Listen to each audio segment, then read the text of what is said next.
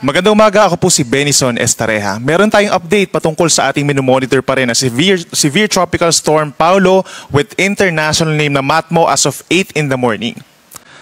As of 7 a.m. may huling namataan ang sentro ni Bagyong Paulo sa coastal waters na po ng bayan ng Dilasag sa may Northern Aurora. Ito ay bahagya pang lumakas from 100 naging 110 kilometers per hour na yung lakas ng hangin nito malapit sa gitna at may gustiness or pagbugso hanggang 150 kilometers per hour at kumikilos west-northwest at bahagyang bumilis at 25 kilometers per hour.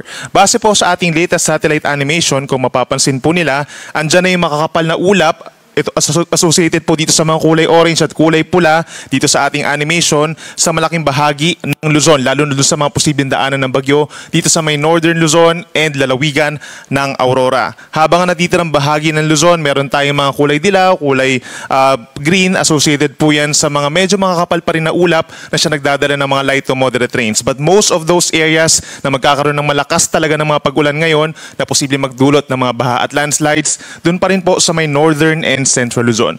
Base naman sa ating latest satellite animation, merong mga kumpul ng ulap dito sa may silangan po ng Visayas, malapit sa ating Philippine boundary, pero wala pa namang indikasyon na ito ay magiging isang low pressure area.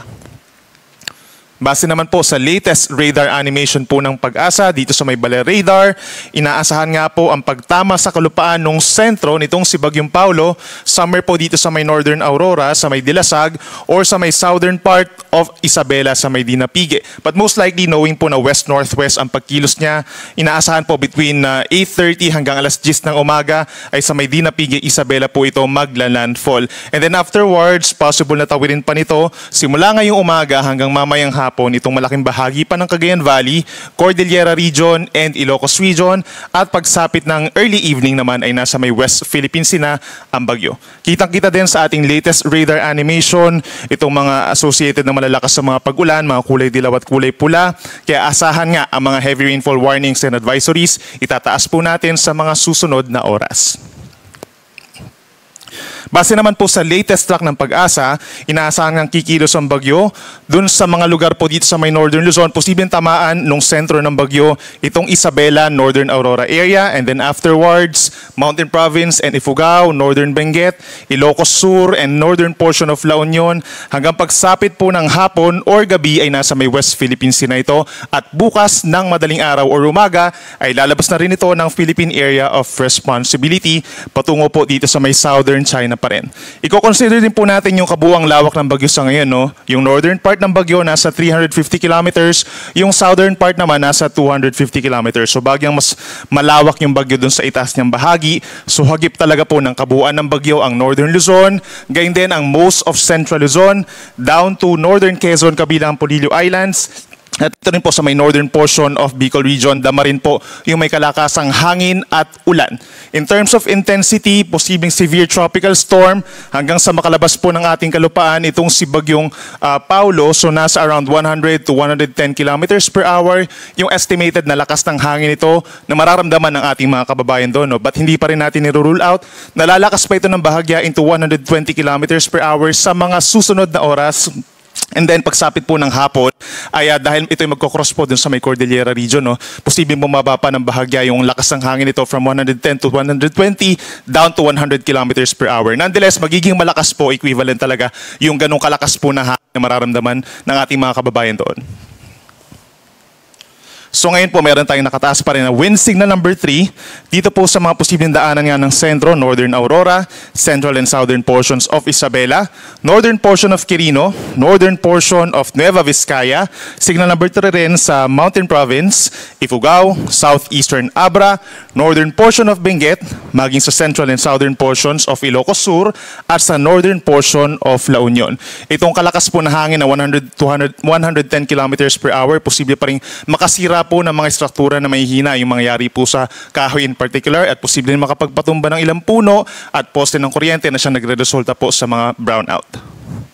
Signal number 2 naman ang mararamdamang hangin dito po sa may central and southern portions of mainland Cagayan, natitirang bahagi ng Isabela, natitirang bahagi ng Quirino at Nueva Vizcaya, maging dito rin sa central portion of Aurora, signal number 2, hilagang bahagi ng Nueva Ecija, central and southern portions of Apayao, buong Kalinga, signal number 2, natitirang bahagi ng Abra, natitirang bahagi ng Benguet, southern portion of Ilocos Norte, rest of Ilocos Sur, rest of La Union, at hilagang bahagi ng Pangasinan, signal number 2. Asahan din po ang mga pabugso-bugsong hangin. Signal number 1 naman sa natitirang bahagi ng Cagayan, kabilang ng Babuyan Islands, rest of Apayao at rest of Ilocos Norte.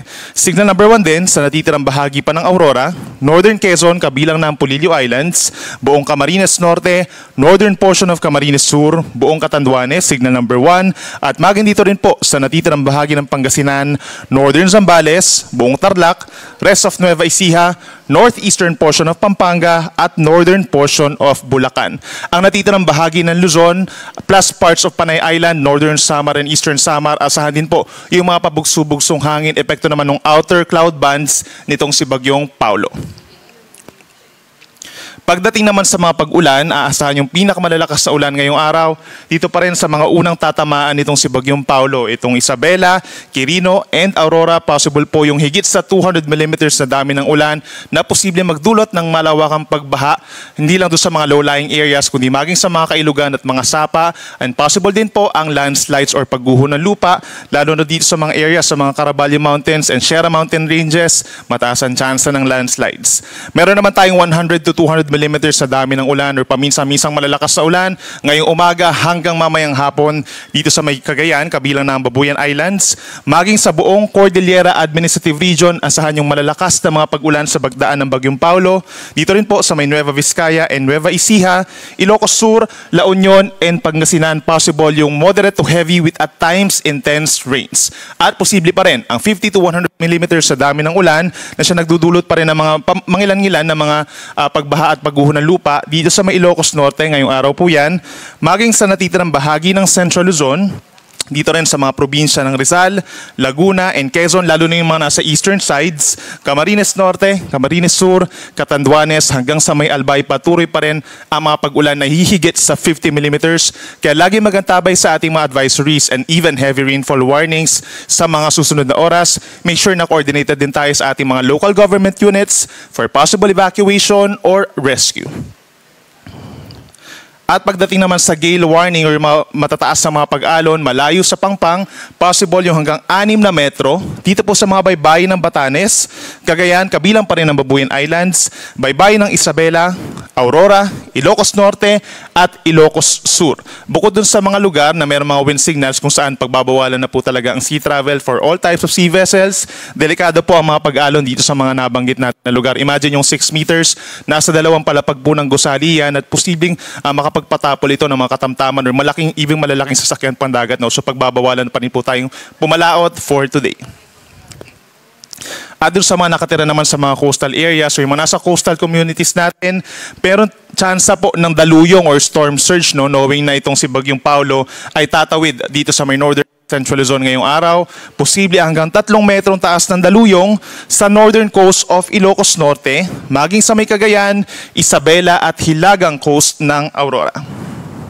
Meron din tayong 1 to 2 meters na mga daluyong ngayong araw sa may southern Aurora, hilagang Quezon, kabilang ng Polillo Islands, western coast of Ilocos Norte, maging sa may Ilocos Sur, La Union, Pangasinan at northern Zambales. Sa mga nagtatanong naman po dito sa Metro Manila at natitirang bahagi ng Luzon, yung weather conditions natin for today, bagamat wala tayong wind signals or wala tayong nakataas na weather advisory, posible pa rin po yung mga kalat-kalat na pag-ulan and thunderstorms. So kung lalabas po ng bahay, make sure pa rin na may dalang payong, posible yung mga light to moderate rains sa mga susunod na oras, at pagsapit ng hapon hanggang gabi, andyan pa rin ang chance ng mga thunderstorms na nagkukos pa rin po ng mga baha at landslides. At yan muna ang latest mula dito sa Weather Forecasting Center ng Pag-asa. Ang susunod na weather update natin ay mamayang 11:00 ng umaga. Muli po, ako si Benison Estareja. Mag-ingat po tayo.